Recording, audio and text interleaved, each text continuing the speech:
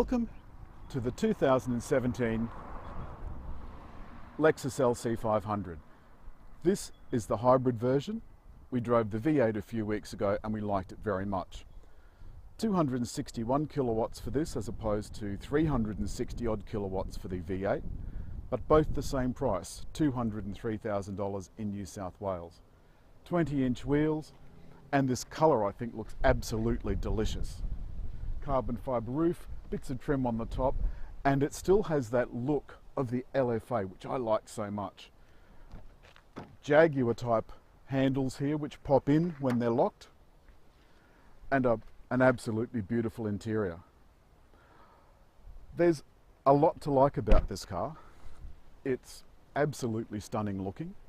The performance, despite the fact that this is a part electric drivetrain, is smashing. But despite all that, the fuel consumption is hovering around 8.6 litres per 100 kilometres. A little higher than that promised by Lexus, but I'm okay with that. What's it like to drive? Let's have a look.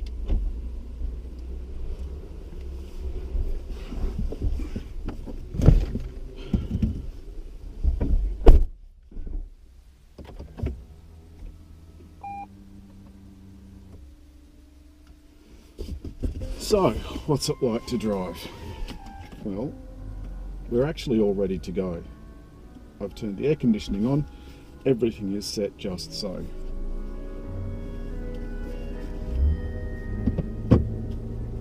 Because this is a hybrid, you don't need to do much to get it to go. The engine's not running now, but the electric motor is ready to go.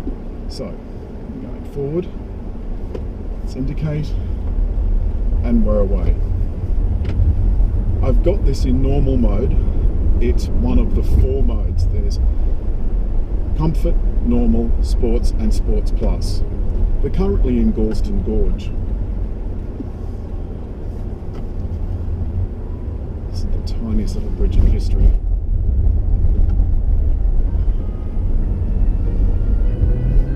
I like this car a lot. It's beautifully built. It handles well even in comfort mode or normal mode, but I'm going to try it in Sports Plus. You do that with this little knob up here, give that a couple of twists, and it's now in Sports Plus. That's tightened up the throttle response, the chassis, and the steering.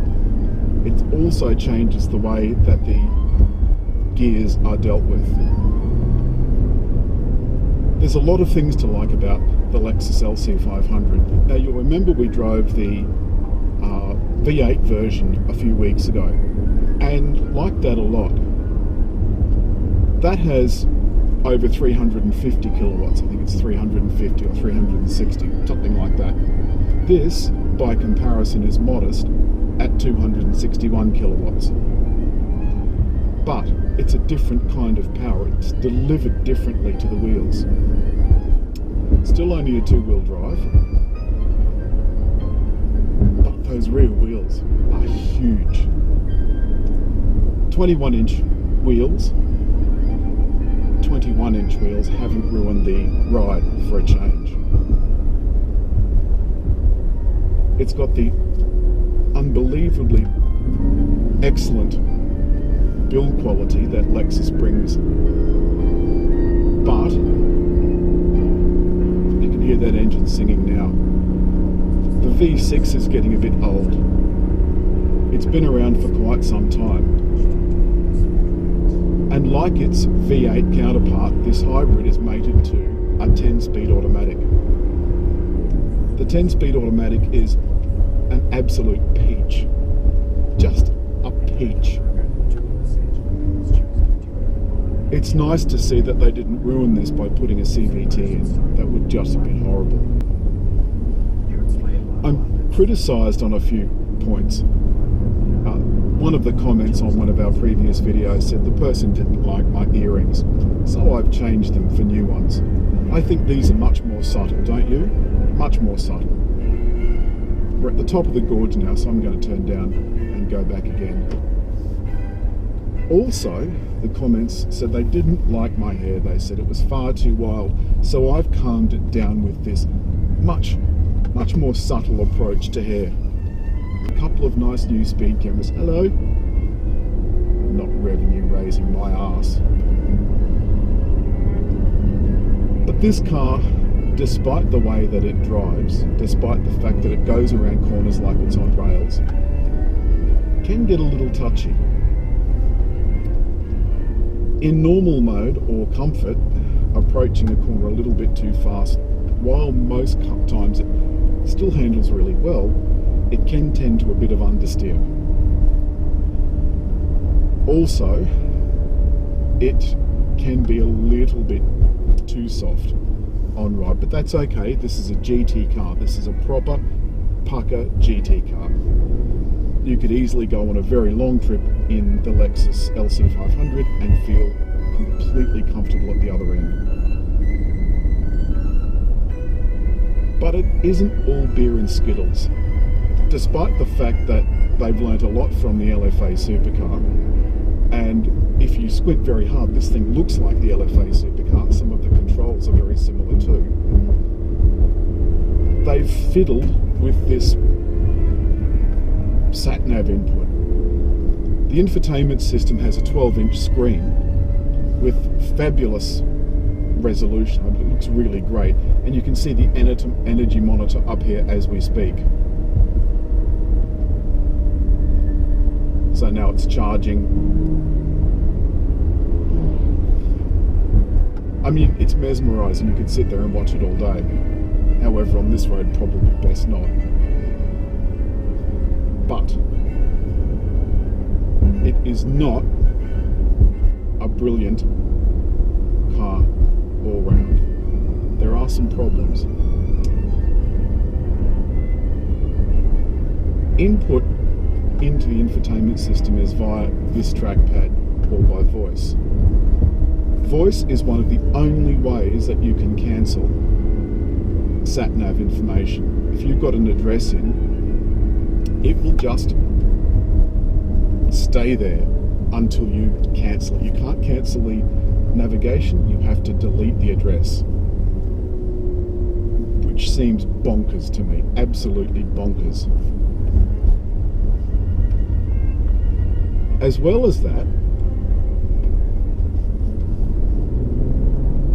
you can't turn all of the warning chimes off.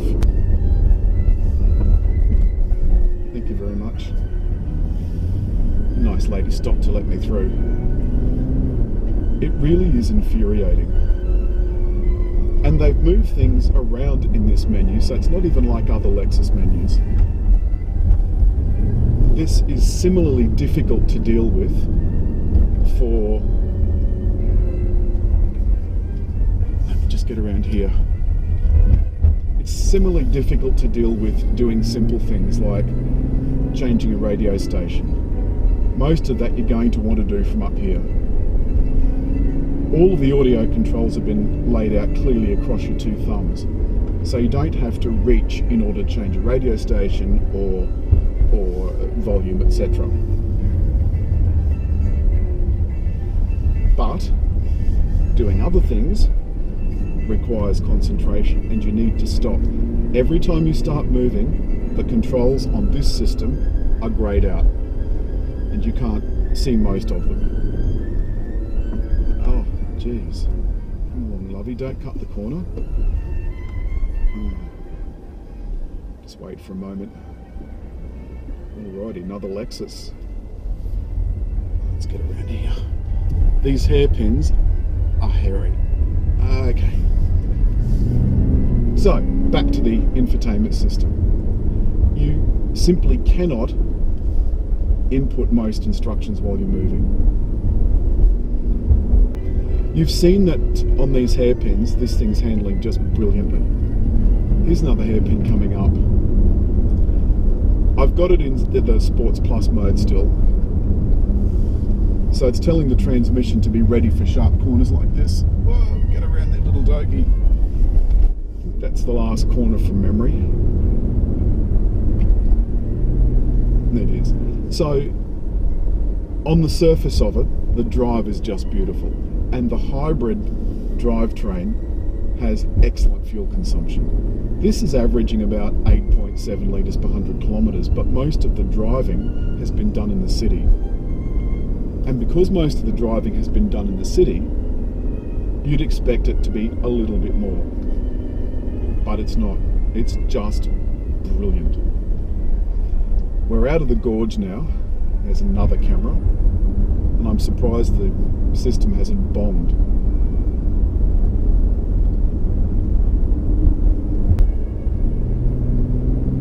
I've now switched back to normal mode.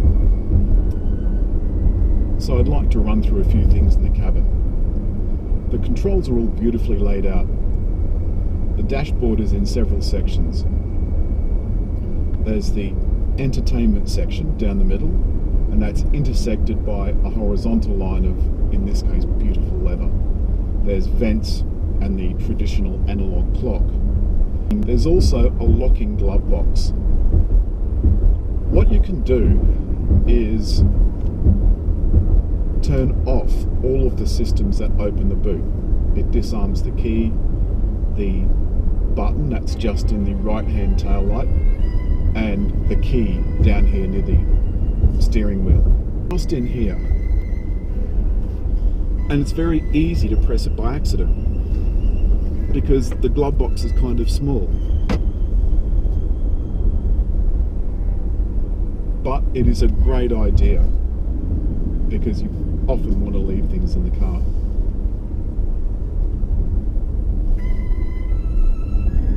All in all,